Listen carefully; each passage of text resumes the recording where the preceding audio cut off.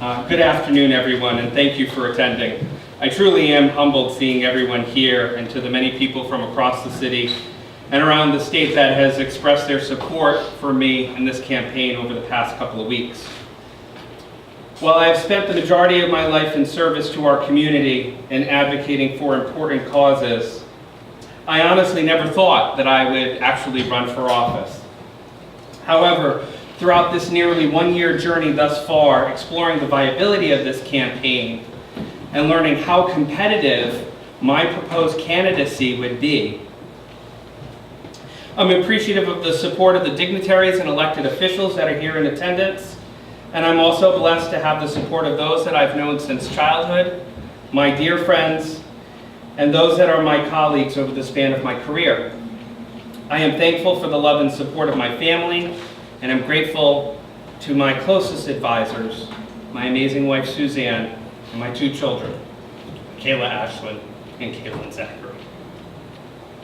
Over the years, I have led or supported successful efforts for statewide smoke-free workplace laws, Good Samaritan liability immunity, for CPR and public access to defibrillation to save lives, comprehensive statewide planning and implementation for stroke disability and death reduction, mercury abatement laws on consumer products in the home and around children, expanded our municipal recycling and healthcare waste reduction programs, expanded equitable education opportunities for children with exceptional disabilities, more stringent carbon emission standards on vehicles, access to hybrid and full electric vehicles in the Rhode Island market, and charging stations, expanded statewide support and planning systems for cancer survivors, and increased statewide Medicaid reimbursement rates to support expanded access to cost-effective, quality, home and community-based healthcare services.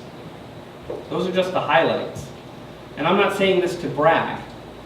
It's rather to express my commitment to our community as a lifetime body of work to date.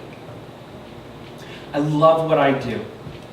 For the past 5 years, I have served as the chief executive of an association of home care and hospice providers, delivering health care in the homes of over 20,000 homebound Rhode Islanders every day, with a workforce of just over 7,600 professionals and paraprofessionals throughout 47 companies, including 8 here in East Providence.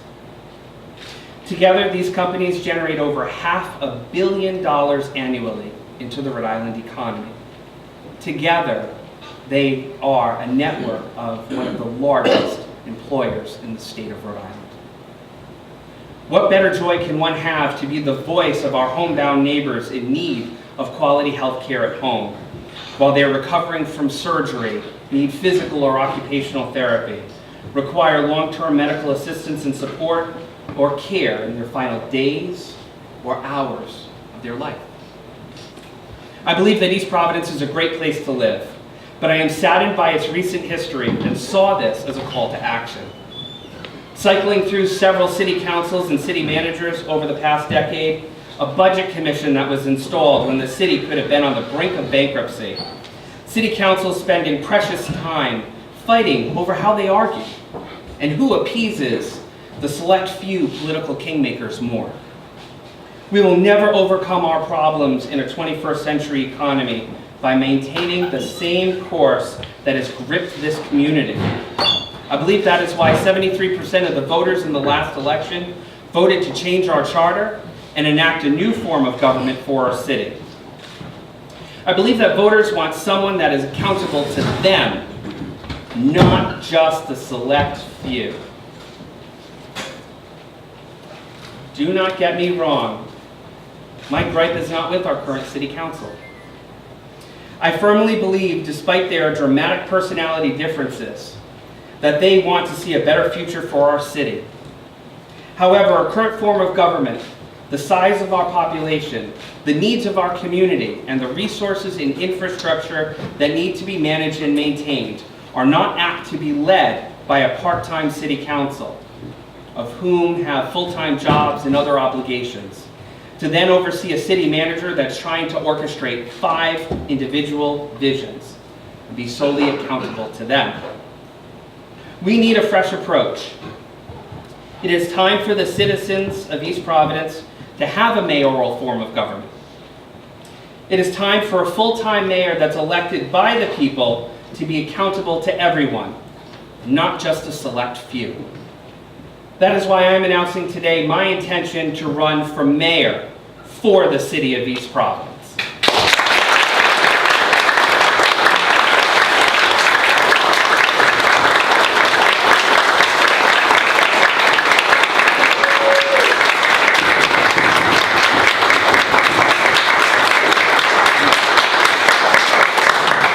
Thank you so much for that. So let's talk about our fresh approach for East Providence.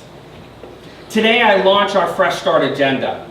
It is my hope through the advocacy of our campaign together, the City Council will begin the framework of our agenda over the year, leading up to our election. If not, either way, when I am elected as your mayor, I am going to hit the ground running on these 3 items within our platform. To stop the bleeding from taxpayers' pockets, rebuild our infrastructure, and generate sustainable jobs for the 21st century economy. First, as mayor, through our annual budget process, I will reform our municipal taxation and fee structures to make East Providence more attractive for businesses to grow and develop here, to ensure more sustainable jobs for residents of East Providence, and more revenue into our local economy.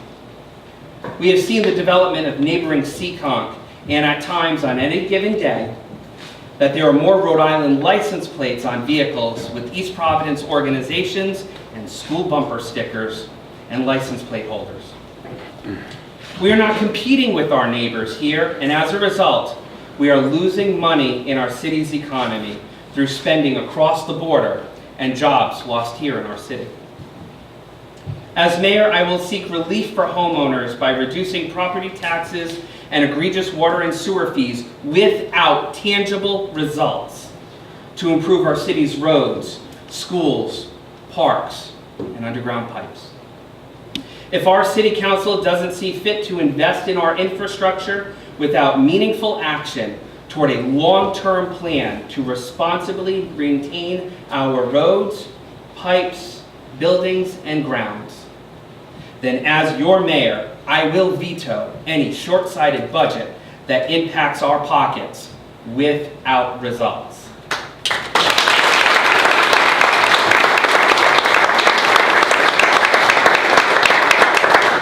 You see, the difference between my candidacy and the candidacy of others that will be in this race is that I am running to be your mayor, not to be the 6th city council member.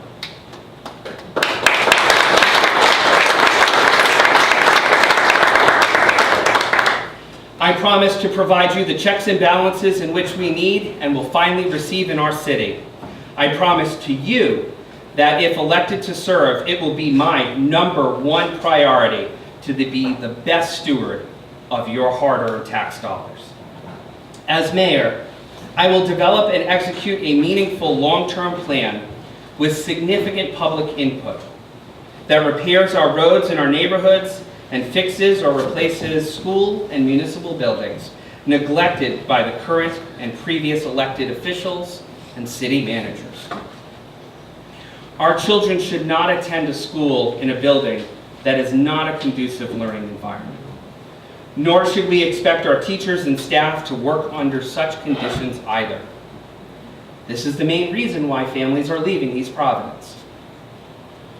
Our schools are not the same as they once were. They have lost faith in our elected officials of the past because they turned their back on the upkeep of these schools. Unfortunately, the problem is far widespread than just our high school. Through the city's annual budget, as mayor, I will ensure that there will be annual tangible improvements throughout the city and will also ensure accountability for timely action on all city projects. Third, as mayor, I will work diligently to attract companies to choose East Providence and retain current East Providence employers by creating public-private partnerships that provide sustainable jobs here in East Providence. Today's employers need a workforce with skills to compete in the modern economy. Through these partnerships, students can be trained in basic skills to comply with all appropriate education standards early into their participation at the vote, matched with a local employer much earlier than job placements under the current curriculum, for job shadowing and early application of what they have learned to then go on to those said placements with the skills necessary to meet their employer's specific needs and licensure requirements upon graduation. If this city wants to become the medical specialty hub for our region, then we need to generate a workforce starting with the vote and invest in our students, not just handing out special tax breaks that only temporarily move medical companies here into our city in prime real estate locations. The city's current vision is short-sighted and only creates systemic problems that dive deeper into our pockets.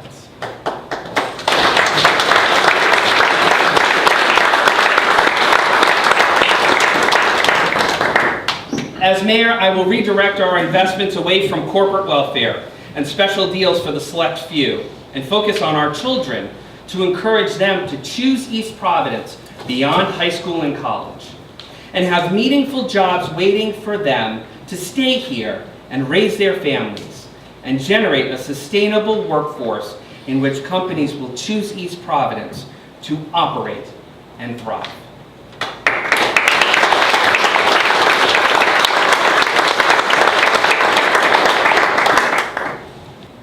You see, it's not about where we live.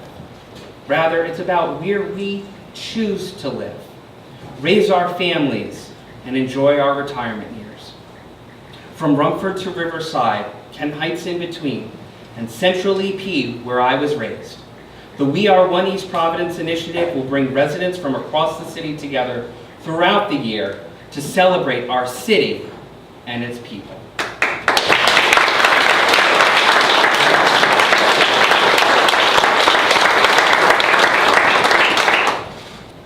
This is just the beginning. It is my hope that you will join me as this is your campaign too. With your support and active participation, I will become our first elected mayor for East Providence.